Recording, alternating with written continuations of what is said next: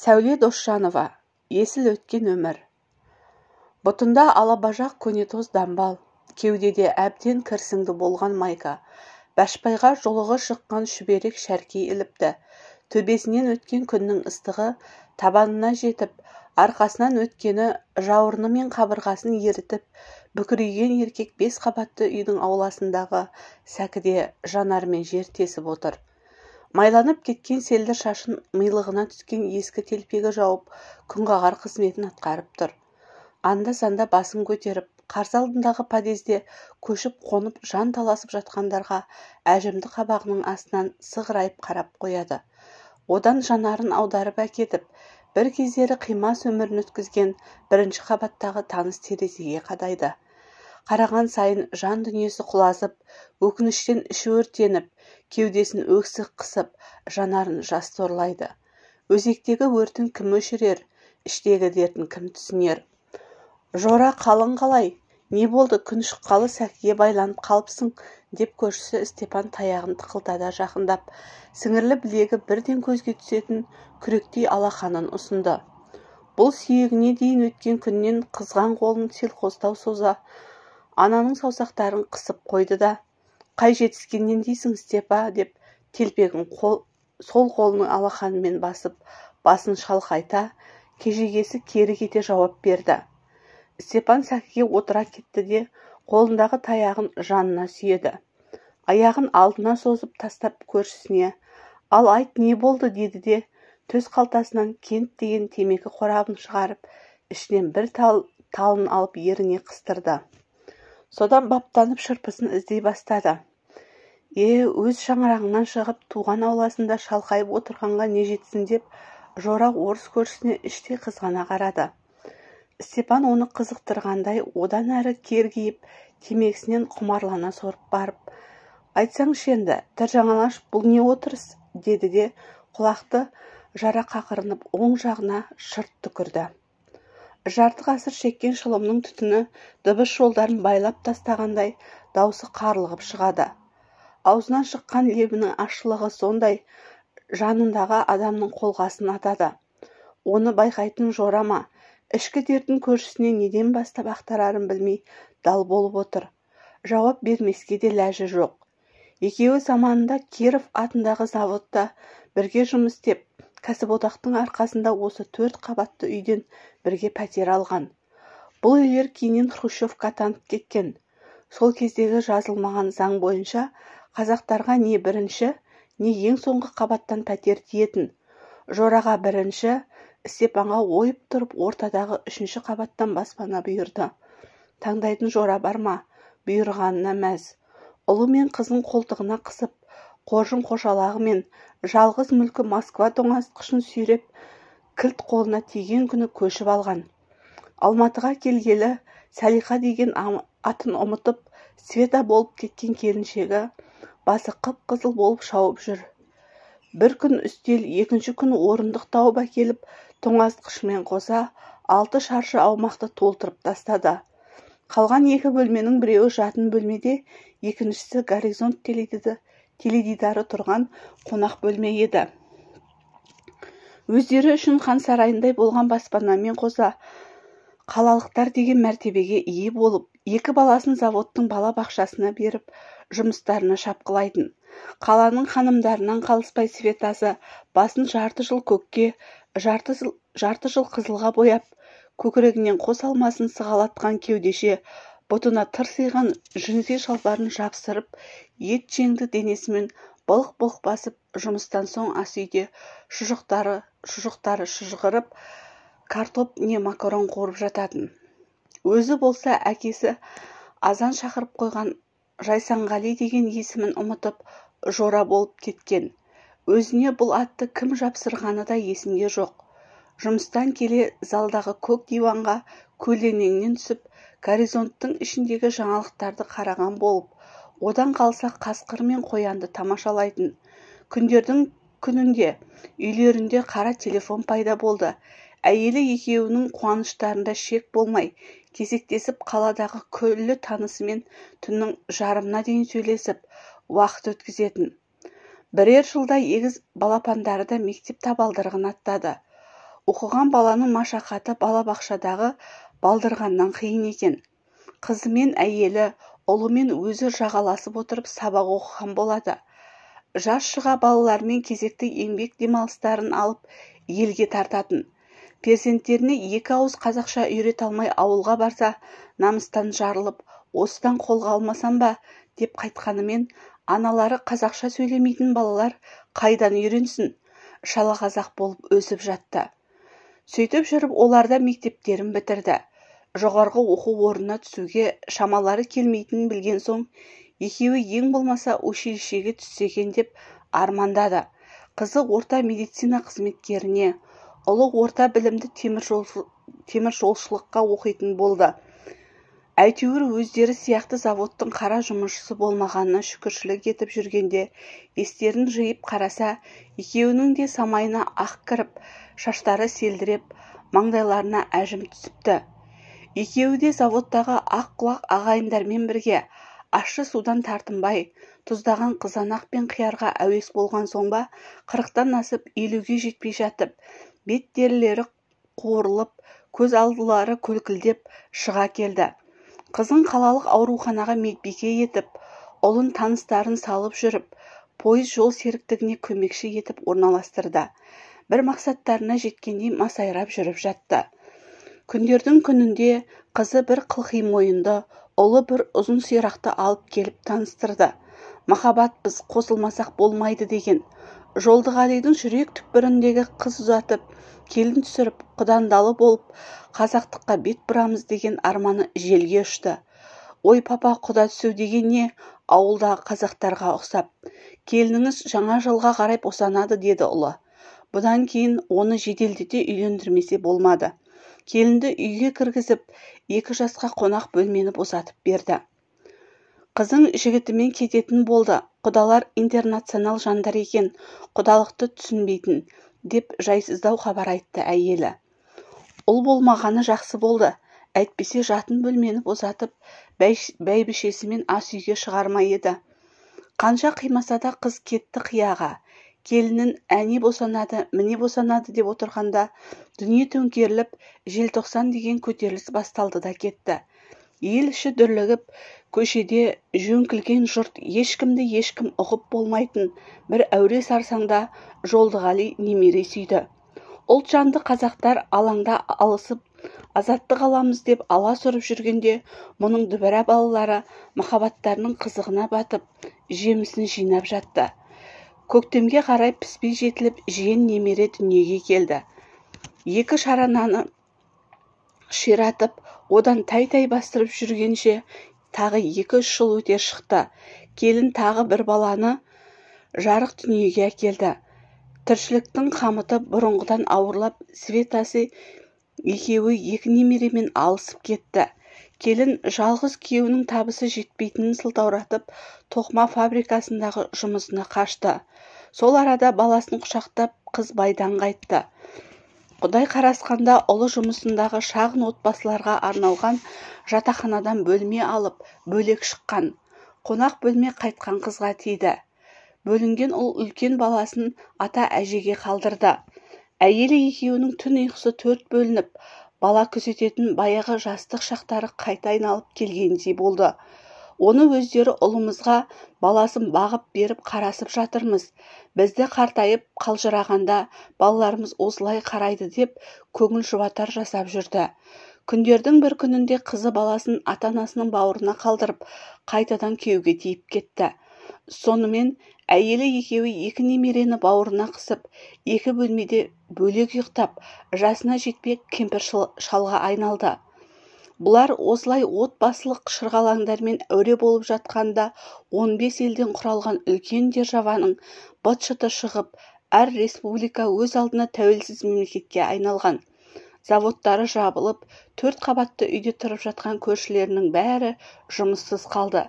Не зейнет жасына жетпей, не жаңа заман көшіне ере алмай қалған бір топ еркек пен әйел аулада бала ойнататынды, өздері шахмат пен дойбы ойнап уақыт өткізетін. Күні бойы аулаға шығып, сәкіде отырып, аяғынан шатқаяқтап жатқан жас мемлекетті жамандап, өткен өмірлерін аңсап, жылағанымен ғасыр тұрмақ 1000 жылдық ауысса да кеткен дәурен қайта оралмады. Жораның пысық Светасы бір жатақханаға вахтерлық жұмысқа тұрып алды. 2 күнде бір кезегіне барып, қонып ертесіне келетін. Жайсанғали базардан арзан-құрзан ас-ауқат әкеліп, алжапқыш байлап 2 немересіне тамақ пісіріп, ілдалап жүрді. Өзі де бір жерге нан табарлыққа ілінгісі келгенмен еш реті келмей-ақ қойған. Немерелер мектепке барып, енді Жора үй ішілік тәрбиеші мұғалімге айналды. Оларды мектепке апарады, әкеледі, кешке қарай сабақ оқытады. Миым атала болды мына екеуімен деп әйеліне шағынып қояды. Ондайда сен тәуелсіз боламыз деп қуанып едің ғой, міне болдың. Ешбір басшыға тәуелді емессің. Өзіңмен өзің, елің не Мәскеуге бағынбайды. Армандарыңа жеттіңдер. Тек мемлекеттің қазынасы бос, сенің қалтаң қуыс деп Қызылбас қатыны табалайды. Россиядан бөліндік, не таптық? Осыма жеткеніміз, жыным ұстаса отаныма кетіп қалам деп қорқытатын. Орынбордың қызы ғой, бірақ оны Ресей қайтсын. Ол тұрмақ көшіп барған, қаны таза өз орыстарын қазақтар деп шеттетіп, күн көрсетпей шыдамағандары қайта көшіп келіп жатқан. Жайсанғали да қашанғы қатынынан сөз естіп қор болып отырсын. Күндердің бір күнінде үйінің маңында ашылған автотұраққа күзетшілікке орналасты. Күнара тәуліктік кезекшілікке барады. Күндіз тыным таппай кірген шыққан көліктермен иелерін аңдып зыр қағады. Кешке қарай белгіленген уақытта 2 төбет итті қоршаудың ішіне жібереді де қақпаны тарс жауып, ыдысқа салып алып келген тамағын жылытып ішіп, ағаш төсекке жайғасады. Қос алақанындай ғана теледидардан кино көреді, ән тыңдайды, қалғып-мүлгіп ұйықтайды. Ертесіне таң сыз бере иттерін ұясына қамап, қақпаны ашып, көлік иелерін қарсы алады. Кезекшілігін ауыстыруға келген серігіне аман-есен орнын тапсырады. Бар болғаны осы. Алғашында әйелі бұл қызметіне қарсы болды. Немерелермен кім айналысады? Оларды мектепке апарып алып келу керек, тамағын уақытылы ішкізу керек деп бажылдады. Жорада одан кем емес дауыспен, әлі 60-қа да келмедім. Неге біреудің баласын бағып үйде отыруым керек? Менің балаларымды кім бақты? Екеуміз сүйреп жүріп жеткіздік. Әке-шешелері өздері бақсын деп жауап берді. Біз оларға көмектесуіміз керек. Қазір капитализм күндерін көрсін деп шаңқылдап қоймап еді бұл. Өзің бақ, әйелсің, әжесің деп ақырып жіберді. Мен жұмыс істеп осы үйдің нанын тауып отырмын деп Қызылбаста тепсініп қояр емес. Мен еркекпін, сендерді асырай алам, сондықтан жұмысқа шығам деп 2 қолымен ас үйдің үстелін тоқпақтап отырып, теңдік алып осы жұмысқа шыққан еді. Бұрын ауладағы ақсақал, қара сақалдылары бар жұмыссыздармен домино, карта ойнап, бір уақ сыра ішкенін саптайды. Шахмат дейсіз бе? Жора сияқтыларға ондай ақсүйек ойын қайдан жұқсын? Ол аулада шахмат ойнамақ түгілі маңына да жумаған. Көршілері кездесіп қалғанда, сен бізді ұмыттың ғой, менсінбей кеттің ғой деп өкпе артып жатады. Оған жоралары басын былғаңдатып күлімсіреп төмен қарай береді. Бар жауабы осы, ал түсініп көр. Кезекшілігіне босаған күні орнын толтырайын деп күні бойы немере қарайды. Алдымен үйге керек көкөніс пен сүт өнімдерін көтергенше әкеледі. Түскі асқа жақсылап сорпа мен қуырмаш жасап қояды. Немерелерін мектептен алып келіп, тамаққа тойдырып отырып, көрген білгендерін сұрап әңгімелеседі. 2 аялдама жердегі демалыс паркіне апарып, ойындары қанғанша ойнатады. Артық ауыз тиын тебеніне балмұздақ алып береді. Басында қарсы болған бәйбішесі Жораның осылай ерекше тәртіпті ата болып келе жатқанына қарап қуана бастады. Балаларды ризашылықтарын білдіргеніме дәл атасы демалатын күні қолдарындағы балаларында әкеп тастайтынды шығарды. Осылай өздерінше бақытты болып жүргенде тіршіліктерінің ойранын шығаратын оқиға болды. Жора, қымбаттым, мен біттім, өлетін болдым деп Қызылбас қатыны сыртқы есіктен аттай сала қол сөмкесін төрге қарай атып ұрып босағаға отыра қалып еңірей жөнелген. Ас үйде түскі астың қамымен картоп ашып тұрған Жайсанғали әйелінің ащы даусынан шошып кеткені сонша, әшейінде өтпейтін қара пышақ бас бармағын орып түсті. Жан дегенде жалғыз қатыны ойбайлап жатса оңай ма? Қанның сорғалағанына қарамай кіреберіске жүгірді. Тізесінен бір қарыс жоғары белдемшесі одан әрі түріліп, аяғын созып салбырап Қызылбасы: «Міне, бәрі бітті, келген жерім осы болды. Мен енді жарты жылда өлемін, сен жас қатын алып құтырып жүресің», деп қарадан қарап алжапқышын байлап, үй ішіндегілердің тамағын жасап, алаңсыз жүрген күйеуінің ертеңіне барып келіп зар илеп отыр. «Светик, не болды сонша? Мына отырысың не?» деп қан сауғалаған саусағына қарамай, әйелінің қолтығынан демеп тұрғызбақ болды. Әйел деген байқағыш емес пе? Еденге қарап: «Мынау не қан?» деп баж ете түсті. «Мен ғой, мен сенің даусыңнан шошып кетіп, қолымды кесіп алдым» деп. Бәріне өзі кінәлідей енді бас бармағын екінші қолымен қысып ұстай алды. «Таңбайсың ба енді, жер әлемді қандамай» деп енді жуынатын бөлмеге сүйрей жөнелді. Жайсанғали кінәлі баланың түріне түсіп, бет жуатын жерде бас бармағынан қаны сорғалап тұр. Света үй-ішілік аптекасына келіп, Жорасының жарасына йод құйып, жанын шығарта ашытып барып, тастай етіп таңып берді. Жайсанғали қайтадан ас үйге тартты. «Света, енді мына түріңмен қалай картоп ашисың? Тұр бұлай» деп тар есіктен сығылыса аттап қазанға беттеді. Күйеуі енді не істерін білмей орындыққа отыра кетті де көңілін алаңдатқан нәрсені сұрады. «Жаңа не айқайлап жылап келдің?» деді көзі бақырайып. Сол кезде әйелінің есіне неге аттандап келгені қайта түсті ме? «Жора, мен өлетін болдым» деп қайта аңырай бастады. «Қойшы енді, дұрыстап түсіндірші былай» деді енді Жайсанғали жұмсақтау үнмен. Света қазандағы сорпаның тұзын көрді де қақпағын қайта жауып, күйеуіне қарама-қарсы жайғасты.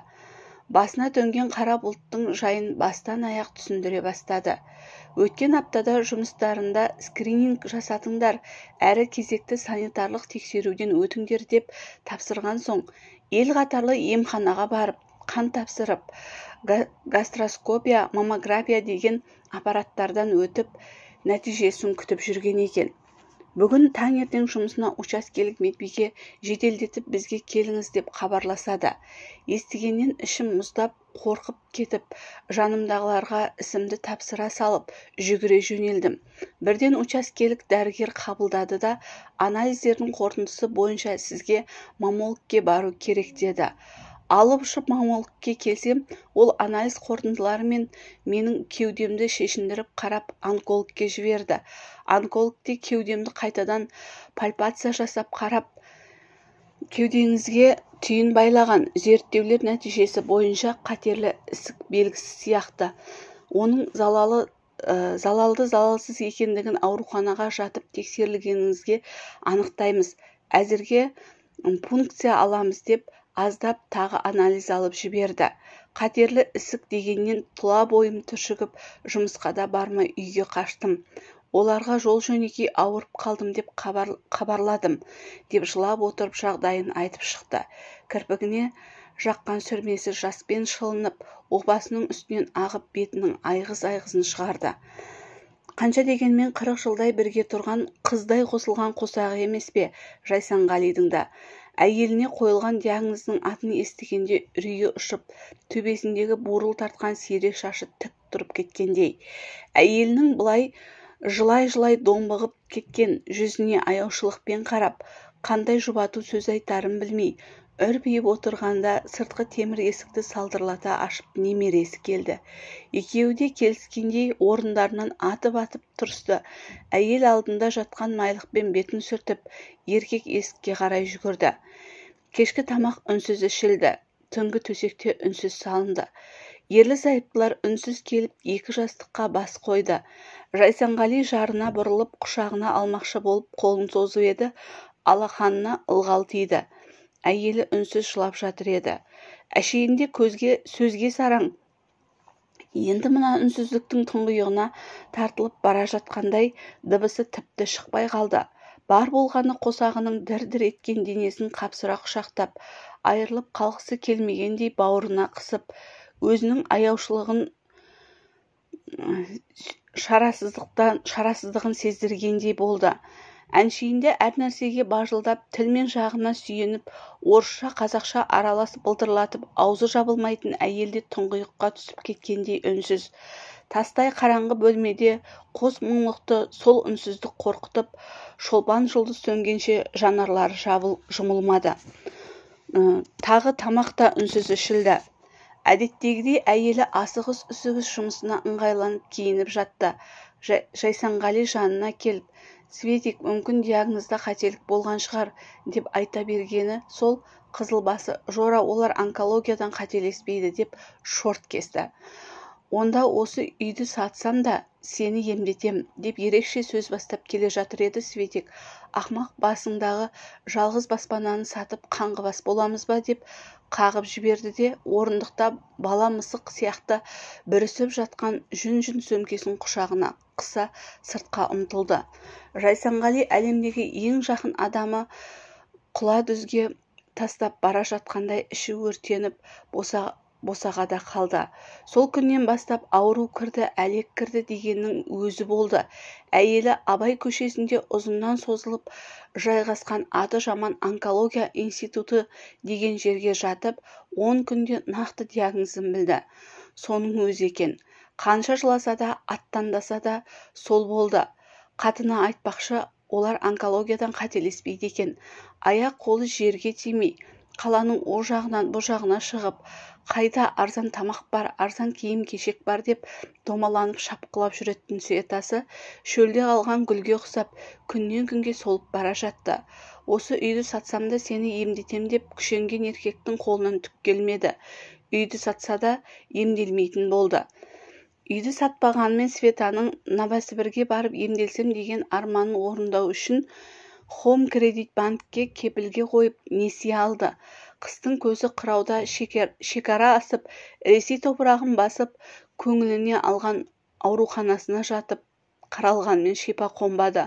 Көктемге салым тобылғы гүлдегенде 40 жыл серік болған Құдай қосқан қосағынан айырылды.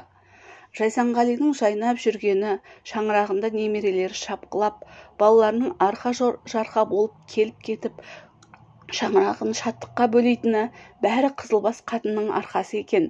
Дүние-ай десеңші, 40 шаршы метр қаңырап, 60-ты орталағанда өзі аңырап қалды. Жарының қайғысынан банктің несиесін төлемек тұрмақ, өзінің ішкені ірің, жегені желім болып жүргенде зымырап жыл өтіп, көгеріп көктем қайта келіп қалыпты. Ресейден Светасының төркіндері елден өз ағайын туысы бар, ұлы мен қызы бар, сабылып жүріп, жылын өткізіп, Құранын оқып, садақасын таратты. Қайтадан қара шаңырағында жападан жалғыз қалды. Қатын өлді, қамшының сабы сынды деп бабалары бекер айтпапты. Ол заманда жерден тіреліп көтерілетіндері қамшы болған шығар, сондықтан қатынды тірек көрген болар. Мына заманда қатын өлсе, тіршілігінің қараң қалады деген. Балалары да әр қайсы өз бастарымен әуре, немерелері де ержетіп өздері шаңырақ құрғалы жүр. Бұған келіп кірін жуып, тамағын беріп, қабағына қарайтын тірі жан жоқ. Үйге сырттан кіретін кірісте марқұм. Әр айдың аяғында тиетін зейнетақысын алып, пәтер ақысын төлейді де қалғанын шыжымдап ас-ауқатына жаратады. Әйелін емдетуге алған несиені ұмытып та кетіпті. Ал банк берген қарызын ұмытсын ба? Теледидарын серік етіп, жабуы кірсіңді болған ескі диванда жатыр еді, есіктің қоңырауы шар етті. Баяғы кеңес дәуірінен қалған домалақ темір қоңырау емес пе? Даусы қандай ащы еді. Өзін ешкім іздеп келмейтінін біледі. Балалары да шешелерінің жыл өткелі қара көрсетуді қойған. Қазір көршілерде есіктен сығаламайды. Тек сыртқа күн шуақтап шыққанда бірін-бірі көріп амандасатындары бар замандастарымен. Кім болды екен? деп орнынан сүйретіле тұрып сөйлей жүріп есікке жетті. Ортасындағы бармақтай әйнектен сыртқа көз салды. Ақ жейде киген жас жігіт тұр екен. Орысшалап бұл кім деді темекіден қарлыққан даусымен. Банк коллекторымын, сөйлесейік деді ар жақтан сыпайы үнмен. Банк деген сөзді естігенде зәресі зәр түбіне жетіп, бойынан мың сан құмырсқа жүгіріп өткенде үйге еніп, есікті ашпасына болмады. Қосымша темір ілгегін қолы дірілдей ағытып, шиқылдатып есікті аштау. Қолтығына пәпкесін қысқан, ақ жейде, қара шалбар киген, шашын жылмита тараған ұзын бойлы жігіт тұр екен. «Сәлеметсіз бе, ата?» деді таптаза қазақша. «Сәлеметсіз» деп тұтықты Жайсанғали. Бұл әлде ана тілінде көптен сөйлемегеннен немесе банктен келіп тұрғанын біліп, баласындай жанның 70-тегі өзінің мысын басып тұрғаны. «Жайсанғали Тұрлыбаевсыз ба?» деді жігіт, даусы еркін. «Иә, Хоум кредит банктен келдім. Былтырдан бері алған несиеңізді төлемепсіз. Сол бойынша банк шешім шығарды. Соның хабарын жеткізушімін. Ойбу, әйелім өліп есім шығып, несие алғанымды ұмытып та кетіппін» деді бала алдында бүгжеңдеп. Ұмытпағанда төлейтін қаржысы бардай. «Міне, мынау ескерту қағазы. Мұнда қол қойып беріңіз, алғаныңызды растап» деп зыпылдаған жігіт жылдамдата қаламсабын шығарып, пәпкесінің үстіне алақандай қағазды жайды да қол қоятын жерін сұқ саусағымен нұқып көрсетті. Жайсанғали өзі білетін шимайымен хабар алғанын дәлелдеп қол қойды.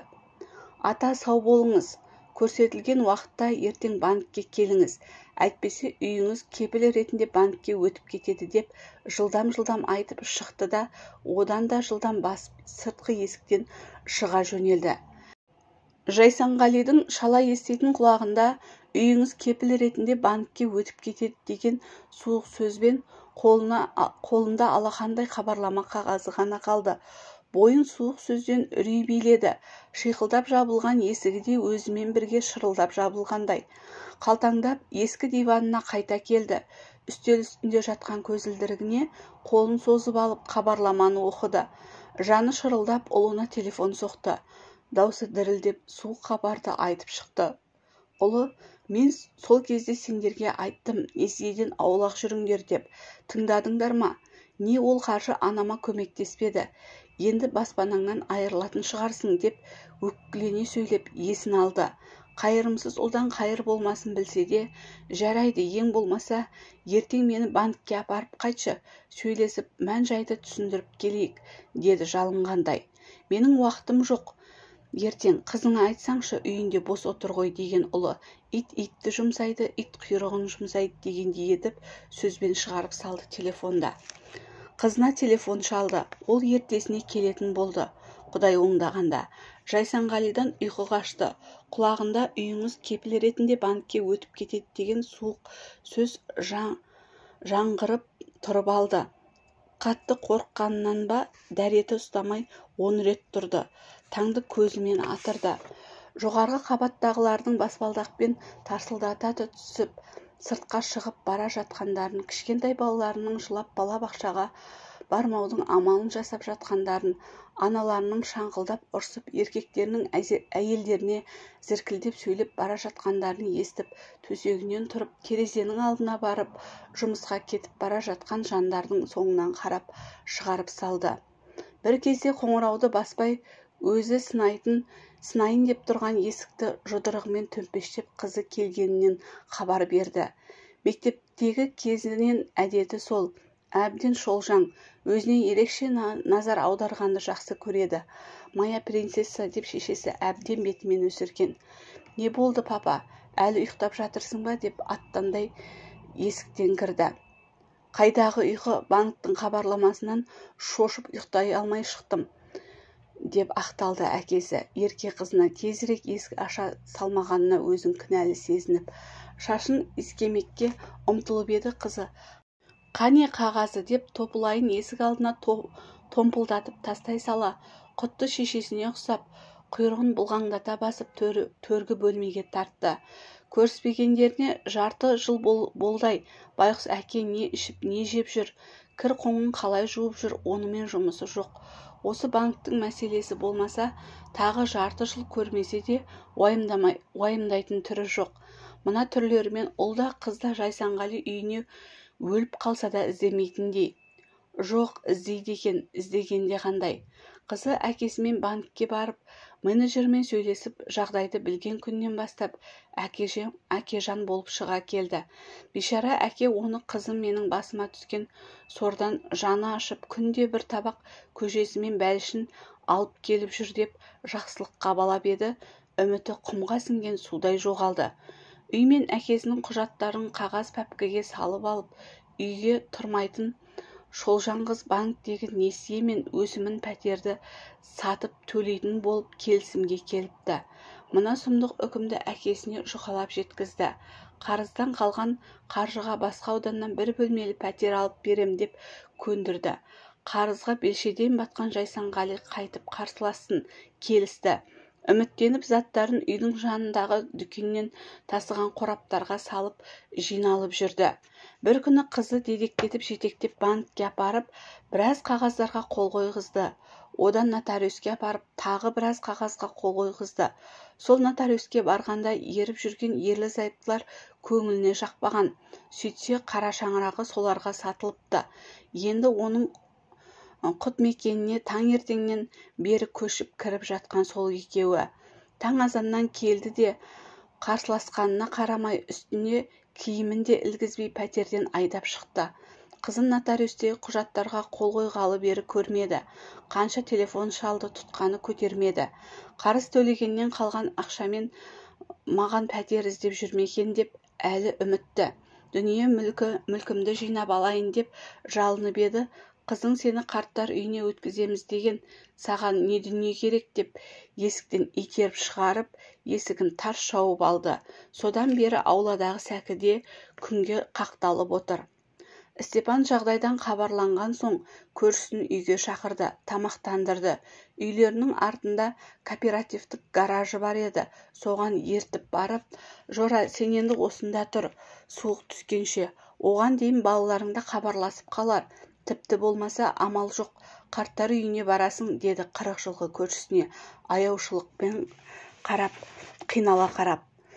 Ата-бабасынан қалған жерінде баспанасыз, қанынан жаралған балаларына күшіктей де керексіз болған Жайсанғали белі бүкірейіп, басы салбырап, гараждың суық босағасына сүйенген қалпы есеңгіреп қала берді. Бір шай қайнатын уақытта есін жиған Жайсанғали қара шаңырағының алдында қораптарға салып шығарып тастаған ескі құсқы заттарын жаңа қонысы темір гаражға сүйретіліп жүріп тасып алды. Сонда жиналмалы төсек бар екен. Соған көрпелерді жайып салып, жастық тастап өзіне ыңғайлады. Бір жақсы илиш шамын төбеден жалғыз ләмшкемен қосып қойыпты. Көлік тұрағында күзетшіліктен қалған қос алақанының көлеміндей теледидарды тастамағаны жақсы болыпты. Соны қосып алды. Тоқ шәйнекте табыла кетті. Енді кешке қарай ішіне ел қондырмаса шұқырап, түнімен ұйықтатпасын ойлап, көшенің арғы бетіндегі дүкенге беттеді. Зейнетақысынан қалған тиын-тебенді санап, жұмыртқа мен нан алды. Белі қиралаңдап қайтып келді де жұмыртқаны шәугімге салып пісірді. Қап, шай алуды ұмытып кеткенім-ай деп қиналып тұрды да, қойшы, шай менің не теңім деп көңілі босап, кесесіне қайнақ су құйып тамағын жібітуге кірісті. Өзінше әзірлеген кешкі ас мәзірін қабылдап алып, үстел орнындағы ескі отырғышты төсегінің бас жағына қарай жылжытып қойды. Үстіндегі тамақтың қалдығы мен жалғыз кесені төсегінің астына қойып, енді отырғышқа теледидарын жайғастырды. Қазақстан арнасы халық әндері мен әндерінен концерт беріп жатыр.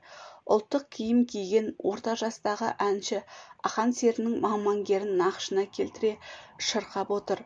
Қазақтың әйгілі әншісі ақан сері туған топырақ солтүстік Қазақстанның Айыртау ауданындағы үлкен Қоскөл маңында Жайсанғалида туып еді. Шыққан тегі де арғын, ішіндегі қарауыл. Бала күнінде күллі ауылда аханның Балқадиша, Ләйлім Шырақ, Сырымбет, пен осы маңмаңгерді шырқамайтын адам болмайтын. Әкесі керемет домбыра шертетін. Бұл да замандастары қатарлы сол әндерді айтатын. Мектеп бітіріп, политехникалық институтқа түссем деп Алматыға келіп еді. Жоғарғы оқуға түсе алмады. Елге қайтпай, топты жолдаспен қалада қалып қойды.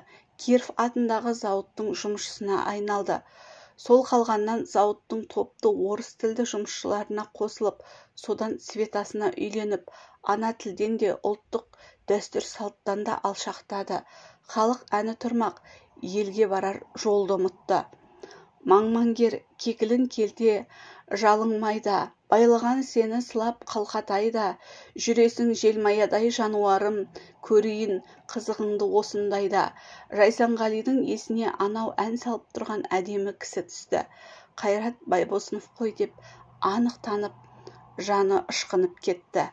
Екі самайына жасы тарамдана ағып, ахау туған елім, балаң едім, өзіңе осынау әнге сала келдім деп ән сөзі есіне түсіп қосылды. Аханның сыршыл сезімге толы әні жан дүниесін оятып жылап жатты. Мен өмір сүрдім деп жүрмін-ау, мына тірі өлік қалпымда. Басымдағы жалғыз баспанаға да, қанымнан жаралған балаларға да ие бола алмай жатсым мынау. Орыстан қалған темір гаражда. Есіл өткен өмір-ай дейтін баяғыда әкесі қор болып жүрген жандарға. Сол айтпақшы, өміріміз ая кетіп есіл өтіпті ғой, деп жарты ғасырдан соң өз ана тілінде ойлап, аңырап, ахау туған елім, балаң едім, өзіңе осынау әнге сала келдім деп өзегі өртеніп, жанарын жұмды.